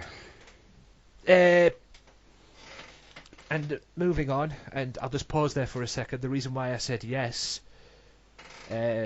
James, our new stars just scored and Borough 1-2-1. Yeah. Yep. And, well, fucking Arsenal have drawn. They're fucking useless cunts, Arsenal. Yeah. Yeah. Ole, ole, ole, ole, Kike. Our new sensation, our new sheriff, if you will. Well, fucking Notts County 2-1 up and down to 9 fucking men. Millwall scored. Get in. That'll knock Chef Red for 6. Hey, naughty. Yeah, fuck you, Chef Red. Barnsley's drawn. Useless cunts. Yeah. Chef Red draw against Middlesbrough. I'm thinking of Saturday. Chef Red draw against Millwall, and you can come to us on Saturday and get beat. Anyway, back to this. Right, we'll go on to what is booked. Anyone with a brain can see this is being booked for Night of Champions. It is Cody and Stardust against the tag champions, the Usos. Now, I think anyone with a wrestling brain can see that this is being booked. This was going to go down anyway if you read the dirt sheets and that. Obviously, it didn't go down for SummerSlam. So, you could see this is going to go down. Stardust gets an unbelievable victory and a pinfall over the guys, over the tag champs. And you can see this happening. New tag team champions after Night of Champions, Cody and Stardust. Yes, without a doubt. And I'll be shocked if they don't go down that way, but it's clear as day, not that it need to be clear as day, but it's clear as day that the Stardust gimmick is over, and it was fucking over like a motherfucker anyway. It's WWE Gold, it's over, and now they're going with probably what they call option A, and that is Goldust and Stardust becoming the tag team champions at Night of Champions. Well, do you agree with that? Yes, I think the Usos have had their day. Hey, nothing against the Usos, deserving tag team champions, but... Oh, they've had a decent run. Yeah, they've had a decent run, but I think it's time for them to drop them, and they're going to drop them to Cody and Stardust at Night of Champions. It is a done deal. Absolute done deal. We are to doubt, and it'd be good to see maybe the gold wearing gold. Yeah, that's what I say. Because the option was, if the Cody Stardust gimmick gets over, which it has, like I say, it's over like a motherfucker. It's WWE gold. If this got over, then Goldust and Cody would get the tag title shot. If it didn't get over, then we probably went to option B, which is something that should have happened at WrestleMania, and that was Cody and Goldust 1-on-1, brother versus brother. But obviously it's not going to go down that way. It's going to go down option A. And ladies and gentlemen, I'm predicting it right now. Cody and Stardust, your next WWE Tag Team Champions. Yeah. It's just as simple as that, really. Anyone with a WWE brain, or anyone with a brain, can see that. Right, I'll move on from that. Rusev comes out and obviously gloats in his victory over Jack Swagger. And the Lana, if you will, or as I called her when I was watching Raw, Bridget Nielsen. Is it me? Hang on. Is it me, or why is it every time I see Rusev and Lana, I just think of Dolph Lundgren and Bridget Nielsen out of the Rocky movies? I'm sorry, but there's this Rocky vibe about them. Each to their own, fella, each to their own. You know, there's this Rocky vibe about it. I mean, when them two come out, I'm just waiting for Rocky to come out. Seriously. Bloody hell. But anyway, Lana was dedicating the victory and talking about Vladimir Putin again. Oh, God. Until another American came out. The world's strongest man, Mark Henry, obviously didn't take too kindly to it. Gets in the face of Rusev and proceeds to put a beat down and welcome Rusev into the Hall of Pain with a splash as well as the world's strongest slam. Now, question to you, James. Could this be Rusev's next opponent? Mark Henry? Well, it would seem like they're going to go that way to an extent, but obviously they're running after all Americans, aren't they? Yes. So, could you see Rusev versus Mark Henry? And could you also see this Rusev streak? I'm guessing he's still undefeated, right? No, didn't he actually lose to... Didn't he lose to Reigns on SmackDown? Oh yeah, he fought Reigns. Yeah, I forgot you're on SmackDown. That's why SmackDown's the rewind show, so to speak, because nobody hardly watches it, because all they talk about is Raw. Yeah, but can you see this? Can you also see Rusev losing to Mark Henry should they have a match? Yes, the Americans have got to get one up eventually. Yeah, question is who would be the guy? I mean, from what it seems, Mark Henry. I'll take Mark Henry all day long. I mean, especially to me, it'd have to be Mark Henry because after that, the only other All-American they've got left, is Mr. Van Dam, and he's probably on his way out. Yeah, I wouldn't necessarily. Well, he's American, yeah, but I wouldn't necessarily call him like a patriot kind of thing. I mean, he's represented at international level, hasn't he? Has he? Oh, Van Dam. Oh, I never knew that. Yeah, judo when he was young. All right. Oh, I never knew that. Wow, doing these podcasts, you get educated. Trust me. Oh, that belt does say World Heavyweight Championship in tiniest fucking writing ever. Yes, I told you. I told you, bro. Yeah, I mean, to be honest with you, in this segment, right, I didn't want to see Mark Henry come out. To be honest, I wanted to see JBL get off the announce table and come confront him. That's what I wanted to see. Well, see if he could back up. See if he could back up what he was spewing out of his mouth. I mean, my favourite moment on Raw this year, as far as the announcers go, was when the Wyatts beat up JBL. That's one of my favourite moments. Well, technically, he took the beating to protect the king, didn't he? Yeah, he took the beating to protect the king. But they did that. They actually went and beat him up. What the hell you wanted to protect the king for? I don't know, but The kick shouldn't even be out there to begin with. I'm sorry, Lola. Love you, Jerry, but if I had a heart attack, I'd never want to go out there again, to be honest. But you love the business, and I respect that, but it's, you know, if the heart attack doesn't wake you up and says time for you to, you know, to step down in that, then nothing will, to be honest with you. But hey, credit to you. You came back and all that, but I would have packed in there, because I don't care who you are if you get a heart attack like that. I don't know what caused it. Apparently he blamed Ziggler for the heart attack, but hey, it is what it is. Mark Henry, Rusev. Hopefully that'll be a match at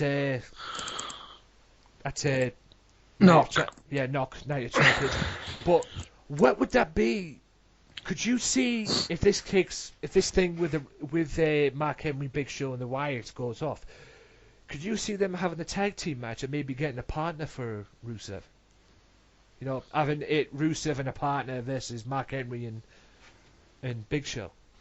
Yeah, but who would they want to partner with him, unless, obviously, because every fucker seems to hate Rusev, don't they? Oh yeah, everybody hates Rusev, but there's got to be some. Cesaro. Yeah, there you go. That's the only possible connection. Maybe, obviously, Lana takes him on and they go down that way. That's the only reasonable they could go with to have a tag team. There you go. I just wish he'd put some fucking shoes on. No. Well, it's wrestling barefoot has worked for other people in the past. Just ask Jimmy Snuka. Yeah, that's just the way it is at the end of the day. But it's be interesting to see where that goes next with Mark Henry. Will Rusev get his revenge? I guess we'll find out on Raw. Now for the main event. A WWE app vote match, which turned into a Falls Count Anywhere. Which Jericho and Lawler were pushing people to vote for to start with. Yes. And to be honest with you, thank God it was, because I couldn't. Because this is the only way it could have went, based on what happened at SummerSlam. This is the only way it could have went, basically. Yeah, but what point are them options? Because the Falls Count Anywhere match is technically a no-hold-bar match fucking anyway. Yeah, true. Yeah. So what point having two different options like that? Yeah, maybe it was just something to give the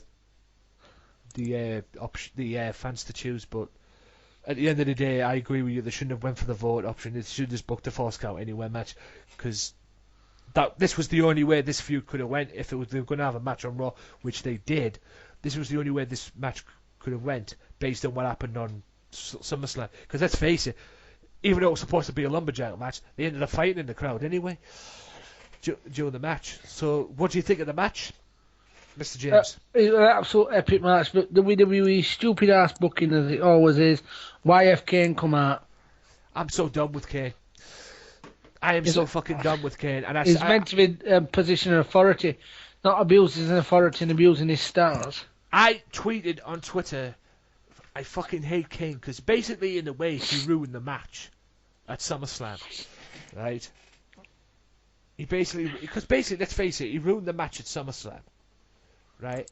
And it just makes no sense to me whatsoever. It really doesn't. Why they bring Kane out? I mean, for one, they're ruining a perfectly good feud, and two, they're making Rollins look stupid. Exactly, they might as well put fucking mask on, Kane. Put mask back on. Yeah. Just making Rollins look weak. And Kane's lost his mojo since he turned corporate, to be honest with you. He's lost his mojo. I mean, I don't call him the big red monster when he's in that suit. I call him the big red brown noser. Big question is he going to attack Brock Lesnar to help Rollins cash Money in the Bank in? Oh. I really don't know of that one. That's another thing that's going to go down the road, because there was all this talk about Rollins cashing in on Lesnar, but obviously that didn't happen. I mean, no, I reckon he will cash in on Lesnar. If they don't go with Cena versus Lesnar Night of Champions, like realistically they have to go with. I could think on that Monday Night Raw before Night of Champions, Cena comes out, Lesnar comes out and confronts him, and Cena seriously fucks Lesnar up. Yeah. And then he comes out and cashes in. Yeah. Did we beat friggin' No, I'm just going off key. I'm just going off key because I'm wondering, did we beat friggin' Bolt? I don't think we did, unless I've mistaken something. I'll get to that in a minute. Yeah, but I mean, it just ruins it. It just ruins the whole thing for me. And the only way this feud could go, I mean, it did not need King. This match did not need King. End of. But you know, I mean, and like I said, it just makes Reigns look stupid. I mean, maybe they're gonna go with. Do you reckon they're gonna go with Dean Ambrose versus Kane at Night of Champions? I don't think Dean Ambrose will have a match at Night of Champions. Obviously, we all know Dean Ambrose is missing in action. That's probably a work to try and obviously he's meant to be filming some kind of WWE film. So I reckon next match we'll see Dean Ambrose in. He'll be at the Survivor Series against Rollins.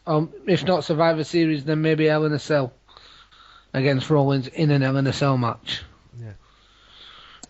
I just don't get it, to be honest. Oh yes. I just really don't get it, if I'm being honest. But I just hope that I'm just praying that WWE don't ruin this feud, because I'm loving it. I love Rollins, I love Ambrose, and I made my feelings very clear earlier on about Ambrose. Anyway, he's probably the only guy I wanted, the only wrestler I've seen right now that I just want to kiss on the lips and just say I fucking love you, because I do. I fucking love Dean Ambrose. I'm not gonna. A side note, I am ordering Dean Ambrose's hoodie. Yeah, in a minute, any minute now. I want to what to call it hoodie, to be honest. I want to order CM Punk's old hoodie, but that's me. That's another story for another day. So what was your take then on Raw? What would you rate it? It were up and down. I just give it a 6.5 out of 10. It were up and down. And it's the major stars. Trouble is, at the minute they always seem to want to make Raw about Triple H and fucking Stephanie, and it shouldn't be about Triple H and Stephanie or the fucking Authority. It should be about the wrestlers. Yeah, true. I just don't get why. I mean, at the moment right now, I mean, don't get me wrong. I love Triple H. I love Stephanie. I love what they're doing and everything with the Authority and that, but don't give them too much time on TV. I mean, I feel like I'm watching Hogan on TNA. Not to go off cue and everything, but I agree. I would say 6.5 for me as well, 6.5 out of 10, because there was a lot of ups, there was a lot of downs, there was a lot of stupidity on it, and basically JBL ruined it for me. But I won't go into that. Less said about JBL, the better. Yeah, and that's the end of Raw's update. Raw's main points. So I'll do some quick promotions before I'll send off. EPW Wrestling. I'm going to go and talk about TNA and Smackdown after this upcoming commercial, this upcoming breakdown I'm about to do. I'm going to shot a promo on and then we'll go from there. And I'll talk about TNA and Smackdown as well. I'll do some quick promotions as well that I want to check out as well. EPW Wrestling. I'll do this so I can get out of the way. EPW Wrestling. It's coming. They're coming to Croydon in London. This is European Pro Wrestling, by the way. Croydon in London on the 29th of August. They're in Newton Aycliffe on the 30th. They're in Hartlepool on the 31st. And September 20th, they're in Colby New and Rainbow Leisure Centre, which is not far from me, to be honest. And I might be wrestling on the show. Who knows? Who knows what's in store? I'm going to be there come what may. I'm going to be there no matter what. But what I'm going to be doing on the show, who knows? Like I said, I could tell you the plans right now, but plans could come, plans could go. But if you want to see it, if you want to see what goes down, I suggest you get yourself to Colby Newham's Rainbow Leisure Centre. For information, go to epwwrestling.co.uk. I was saying that the first time round. I don't know why I hesitate when I do that. EPW Wrestling 1 on Twitter for that information. And that's about it. From that, I'm gonna go on to like I said, I'm going to shut a commercial on right now, shut a promo on. But Mr. Powers, thank you so much for coming on the show. It has You're been a very pleasure. welcome, sir. It has been a pleasure as always. Hopefully, I can get back on your show very, very soon as well.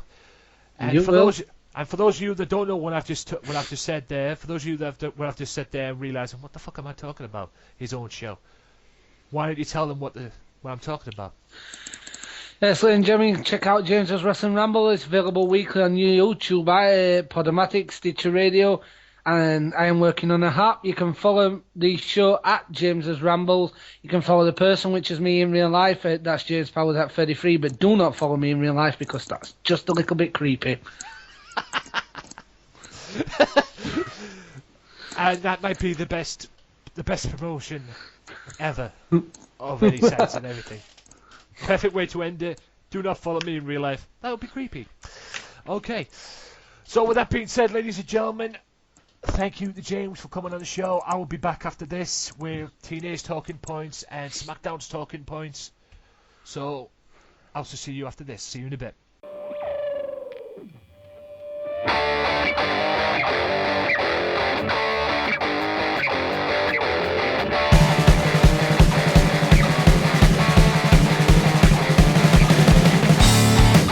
What is up, ladies and gentlemen? My name is Anthony Walker, the host of the Wrestling Matters podcast, and you can now check out the Wrestling Matters podcast on youtube.com/AJW Wrestling Matters. You can now go to Podomatic.com, iTunes, and now also you can go to a new one. That's right, a new site, Stitcher Radio. That's right, we're on Stitcher Radio right now. I'm on Stitcher Radio right now, and you could be too. Get yourself on there, download their app, the Stitcher Radio app, or the Stitcher app, whatever it is. Make sure you download their app, and you can listen to it on your phone anywhere you want, at any time you want, at any place you want. That's the Wrestling Matters podcast now on YouTube, iTunes, Podomatic, and Stitcher Radio. Wrestling Matters, wrestling fans.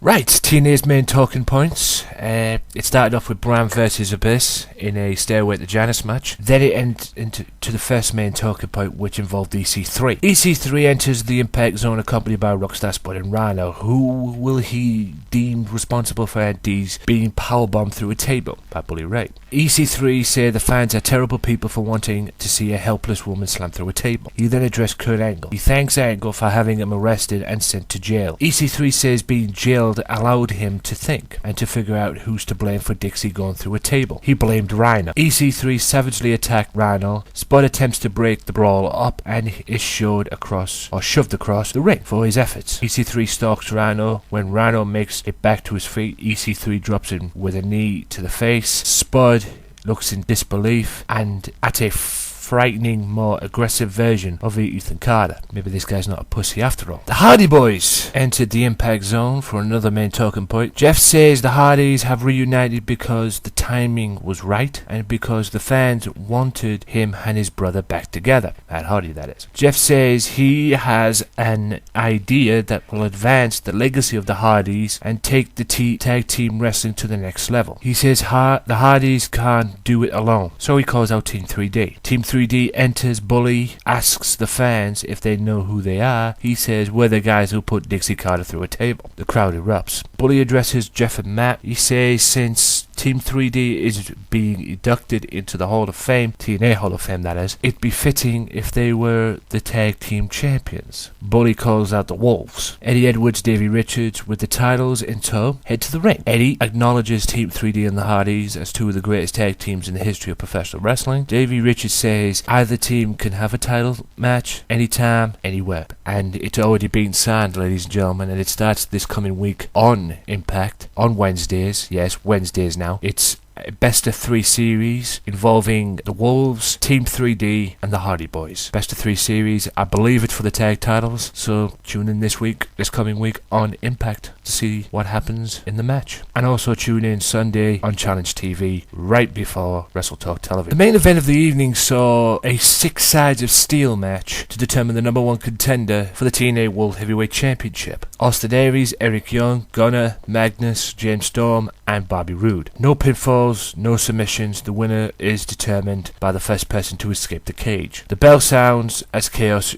ensues. Magnus and Storm attempt early escapes, but they are pulled back in by the other challengers. Rude attacks Gunner, Aries attacks Rude, EY attacks Aries, Magnus attacks EY. You get the picture. Austin Aries and James Storm lock up in the corner, exchange blows. Storm and Rude, Aries and Magnus start climbing and fighting on the top rope. Gunner and Eric Young battle on the mat. James Storm makes it over the top of the cage, but Bobby Roode has a handful of hair, drags Storm back into the ring. Aries teeters on the top of the cage, but Gunner drags him down. Eric Young locks in a sharpshooter on Magnus, Rude with a crossface on Storm, and Aries with the last chance on Gunner. Aries climbs to the turnbuckle and smashes Rude with a missile drop. James Storm powers EY with the last call, but Gunner flies through the air and takes down Storm and Magnus with a double shoulder block. Gunner tries to climb, but Aries and Storm keep him in. Storm nails a huge kick to the face of Gunner, and Magnus challenges Austin Aries. Aries rushes up the side of the cage, but Magnus makes the save. Magnus attempts a suplex to Aries, but EY sneaks in and powerbombs Magnus and Aries. Meanwhile, across the ring, Bobby Roode does the same thing to Gunner and Storm. EY and Roode look at one another and climb the top of the cage. They race to the bottom and both appear to touch the ground at the same time. Winner, Bobby Roode, Eric Young. Who was it? We will decide that this week on Impact, this coming week on Impact. Who is the number one contender for the championship? Who will face Bobby Lashley? My guess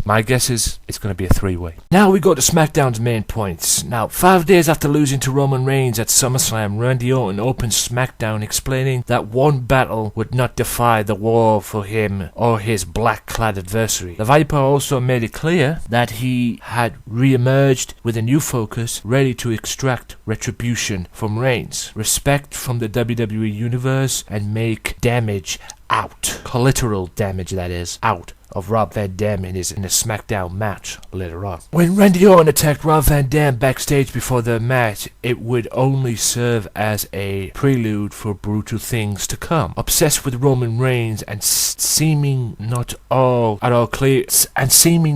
caring whether he won or lost his match against Rob Van Dam, the Viper unleashed a ruthless assault on the high-flying foe outside the ring. This resulted not only in a premeditated end to the contest, but also a post-match RKO onto a steel chair, and a promise by Orton that he would see Reigns later on in the show. Even with Randy Orton lurking outside the ring and causing distractions from the get-go, Roman Reigns managed to make quick work of the Miz with a thunderous spear.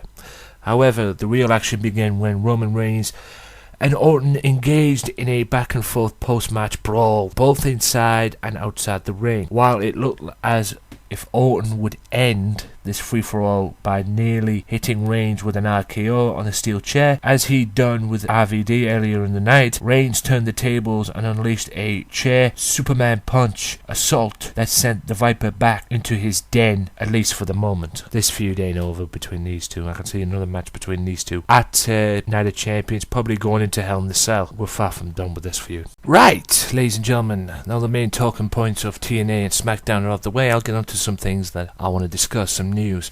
Some news just came in from this past week, from Wednesday. Apparently Triple H announced it. I didn't see the main event, but apparently Triple H announced it. John Cena has exercised his rematch clause, and at Night of Champions it'll be John Cena, Brock Lesnar for the World Heavyweight Championship again. Now, we haven't seen Cena since the beating at SummerSlam. He hasn't appeared on Raw. Will we see Cena on Raw leading into SummerSlam? Night of Champions, rather. We'll have to wait and see, but will he turn up at Night of Champions? I guess we'll have to wait and see, but it seems that, according to Triple H, Cena has exercised the rematch clause, and at Night of Champions it'll be Brock Lesnar, Cena Part 2, so to speak. I checked on WWE.com, right?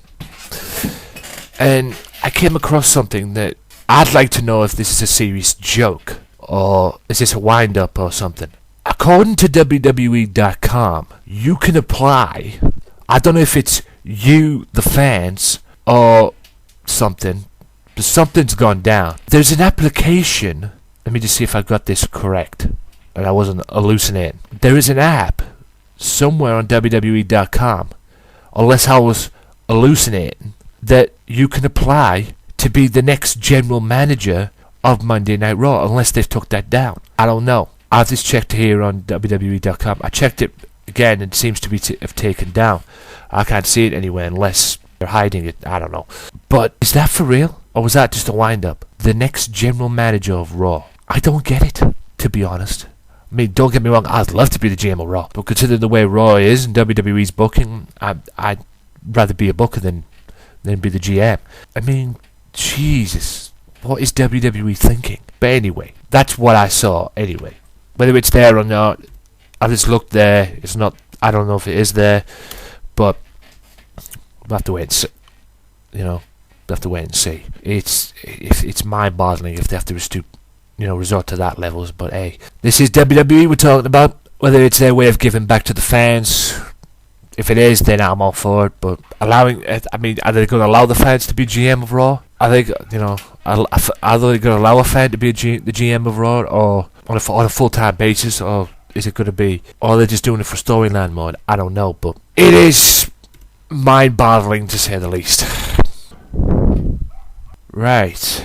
Apparently the SmackDown move is confirmed. WWE SmackDown is moving. It's being confirmed. WWE Sci-Fi schedule now confirms that WWE will be moving to Thursday nights beginning October 2nd. So October 2nd, SmackDown will be on Thursday nights in America. So I'm guessing it'll be on Thursday nights in America. We'll get it the next day on Friday. Unless they're moving SmackDown up there. I don't know, but in America it's been moved. It's still on Sci-Fi, but it's been moved to Thursday nights. The move has been confirmed. It is a possible sign that WWE officials have just about given up on Adam Rose. He hasn't had a Raw match since July 28th, when he defeated Damien Sandow. Before that, Rose's last match was on June 16th, when he and Summer Rae defeated Layla and Fandango. Rose has had 2 Raw matches in all of June. Rose had a TV win on August 14th Superstars episode, but is mostly been winning dark matches lately. He also picked up several losses on NXT as of late. It was reportedly recently that officials had given up on Bo Dallas, but things much worse for Rose. So could this be the end of the Adam Rose gimmick, or the Adam Rose character? I guess we'll have to wait and see. All I know is Adam Rose is one creepy fucker. I wouldn't want to get in the ring with a guy, especially when he jumps into your arms like that. It feels like you're carrying it. You're carrying his wife. It's just stupidity at its best.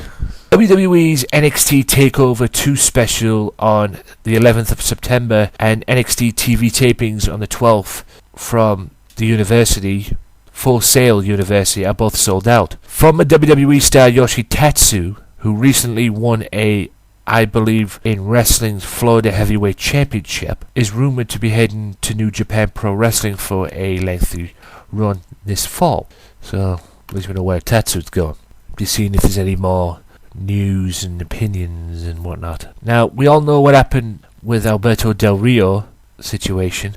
The situation could always change between the two sides, but Rey Mysterio is not expected to be brought back to WWE TV once his hand injury heals. WWE officials are more focused on preventing him from doing anything else with AAA. Oh, good grief. If you're not going to use him on WWE TV, you may as well send him back to AAA. Oh, God, Bennett. Hopefully common sense will prevail in that situation. Easy said than done. With Dean Ambrose away filming WWE Studios' Lockdown, Roman Reigns is filling in for him at WWE live events. Ambrose vs Seth Rollins in the tables match at last night's live event in San Diego was changed to Reigns vs Rollins. Reigns pick up the win. It's worth noting that Nikki Bella worked as a babyface at last night's WWE live event in Sacramento.